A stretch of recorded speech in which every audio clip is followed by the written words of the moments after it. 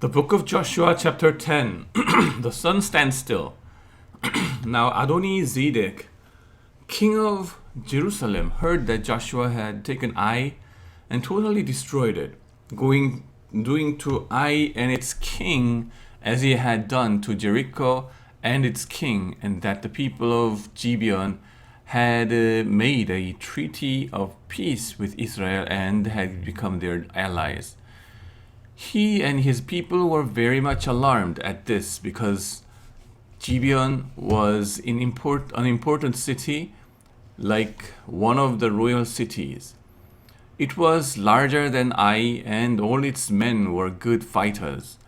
So Adoni-Zedek, king of Jerusalem, appealed to Horam, king of Hebron, Piram, king of Jarmuth, Japhia, king of Lachish, and Debir, king of Eglon.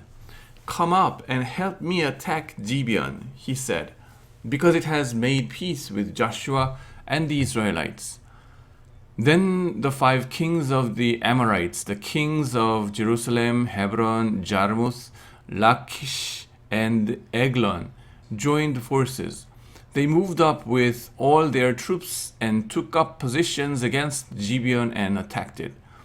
The Gibeonites then sent word to Joshua in the camp at Gilgal, "Do not abandon your servants. Come up to us quickly and save us. Help us, because all the Amorite kings from the hill country have joined forces against us." So Joshua marched up from Gilgal with his entire army, including all the best fighting men. The Lord said to Joshua, "Do not be afraid of them. I have given them into your hand. Not one of them will be able to withstand you." After an all-night march from Gilgal, Joshua took them by surprise. The Lord drew them into confusion before Israel, the Lord threw them into confusion before Israel, so Joshua and the Israelites defeated them completely at Gibeon. Israel pursued them along the road going up to Beth Horon and cut them down all the way to Azekah and Makkedah. As they fled before Israel on the road down from Beth Horon to Azekah, the Lord hurled large hailstones down on them, and more of them died from the hail than were killed by the swords of the Israelites. On the day the Lord gave the Amorites over to Israel, Joshua said to the Lord in the presence of Israel, "Sun, stand still over Gibeon, and you, moon, over the valley of Aijalon." So the sun stood still, and the moon stopped, till the nation avenged itself on its enemies. As it is written in the book of Jasher, the sun stopped in the middle of the sky and delayed going down about a full day. There has never been a day like it before or since, a day when the Lord listened to a human being. Surely the Lord was fighting for Israel. Then Joshua returned with all Israel to the camp at Gilgal. 5 Amorite kings killed. Now the 5 kings had fled and hidden in the cave at Makkedah. When Joshua was told that the 5 kings had been found hiding in the cave at Makkedah, he said, "Roll large rocks up to the mouth of the cave and post some men there to guard it. But don't stop. Pursue your enemies. Attack them from the rear and don't let them reach their cities, for the Lord your God has given them into your hand." So Joshua and the Israelites defeated them completely, but a few survivors managed to reach their fortified cities. The whole army then returned safely to Joshua in the camp at Makkedah, and no one uttered a word against the Israelites. Joshua said, "Open the mouth of the cave and bring those 5 kings out to me. So they brought the 5 kings out of the cave, the kings of Jerusalem, Hebron, Jarmuth, Lachish, and Eglon. When they had brought these kings to Joshua, he summoned all the men of Israel and said to the army commanders who had come with him, "Come here and put your feet on the necks of these kings." So they came forward and placed their feet on their necks. Joshua said to them, "Do not be afraid, do not be discouraged. Be strong and courageous. This is what the Lord will do to all the enemies you are going to fight." The Joshua put the kings to death and exposed their bodies on 5 poles, and they were left hanging on the poles until evening. At sunset, Joshua gave the order, and they took them down from the poles and threw them into the cave where they had been hiding. All the mouths of the cave they placed large rocks, which are there to this day. Southern cities conquered. That day Joshua took Makkedah. He put the city and its king to the sword and totally destroyed everyone in it. He left no survivors. And he did to the king of Makkedah as he had done to the king of Jericho. Then Joshua and all Israel with him moved on from Makkedah to Libnah and attacked it. The Lord also gave that city and its king, into Israel's hand. The city and everyone in it Joshua put to the sword. He left no survivors there. And he did its king as he had done to the king of Jericho. Then Joshua and all Israel with him moved on from Libnah to Lachish. He took up positions against it and attacked it. The Lord gave Lachish into Israel's hands, and Joshua took it too the second day. The city and everyone in it he put to the sword, just as he had done to Libnah. Meanwhile, Horam, king of Gezer, had come up to help Lachish, but Joshua defeated him and his army until no survivors were left. Then Joshua and all Israel with him moved on from Lachish to Eglon. They took up positions against it and attacked it. They captured it that same day and put it to the sword and totally destroyed everyone in it, just as they had done to Lachish. Then Joshua and all Israel with him went up from Eglon to Hebron and attacked it. They took the city and put it to the sword together with its king, its villages, and everyone in it. They left no survivors. Just as at Eglon, they totally destroyed it and everyone in it. Then Joshua and all Israel with him turned around and attacked Debir.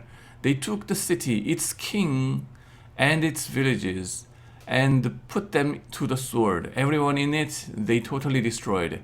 They left no survivors. They did to Debir and its king as they had done to Libnah and its king and to Hebron.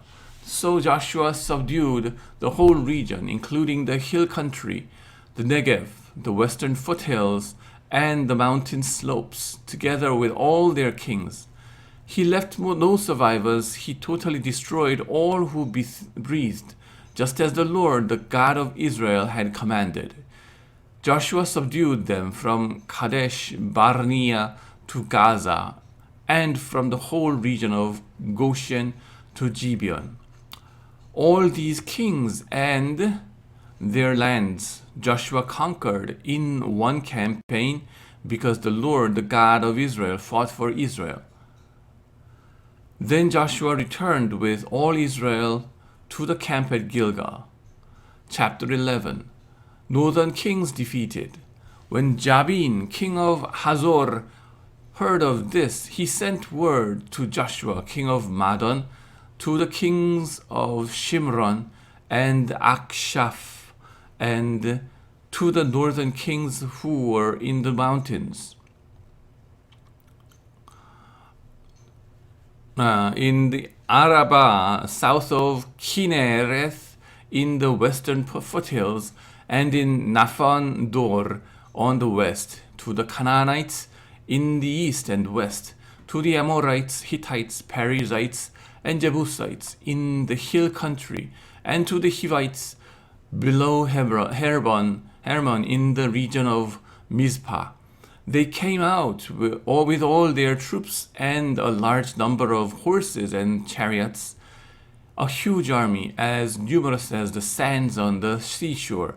All these kings joined forces and made camp together at the waters of Merom to fight against Israel. The Lord said to Joshua, "Do not be afraid of them, because by this time tomorrow I will hand all of them slain over to Israel.